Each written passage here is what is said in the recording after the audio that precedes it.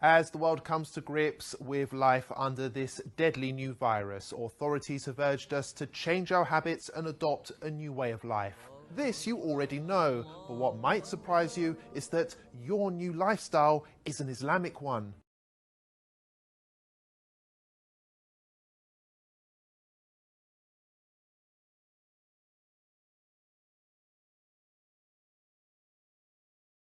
Muslims believe that the Quran is both a holy text and a guide on how to live a healthy and productive life. Nearly all of Muslims' daily activities, whether that be praying, fasting, or the clothes they wear, have been recommended in the Quran or by the Holy Prophet Muhammad. And for years, many of these practices have been ridiculed by non-Muslims who accuse them of being backwards, weird, or straight up offensive. But now, whether you like it or not, we all have to behave like a Muslim. For starters, pubs, clubs and casinos have all been closed. In some cases, medical experts urged for a complete halt on alcohol consumption because it makes the virus worse, prompting some countries to ban its sale outright. People are prioritizing hygiene and washing more regularly throughout the day, just as Muslims wash before their 5 daily prayers. It's even become socially acceptable not to shake hands, a typical Muslim practice between men and women, which was often branded insulting in Western culture.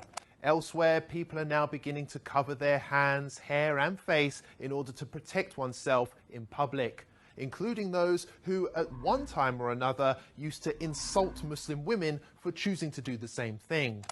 Well, it's this way. You know, you can use a scarf. A scarf is, everybody, a lot of people have scarves, and you can use a scarf. Scarf would be very good. And my feeling is if people want to do it, there's certainly no harm to it. I would say do it, but use a scarf if you want. Even Islamophobic governments, which blanket banned the Muslim burqa, can now be seen adopting masks, which makes them look more Muslim than ever before. European countries like Austria have gone as far as to make face covering compulsory by law. And the face veil, covering, has turned out to be so beneficial that London aims to make it compulsory for all in shops and on public transport going forward. And there's more. On the economic front, interest rates have been slashed to near 0% in some cases, which is exactly what Islam teaches. Muslim families also self-isolated naturally for prayers and fasting during Ramadan for an entire month, while non-Muslims massed on British beaches. Now, you may ask, what's the point in bringing this all up? Well, the fact is, Muslims have been subjected to years of hate just because they love their faith. It's worth highlighting that it took a global pandemic to prove that Muslims have been right all along, and perhaps it's Western values which need reforming rather than Islamic ones.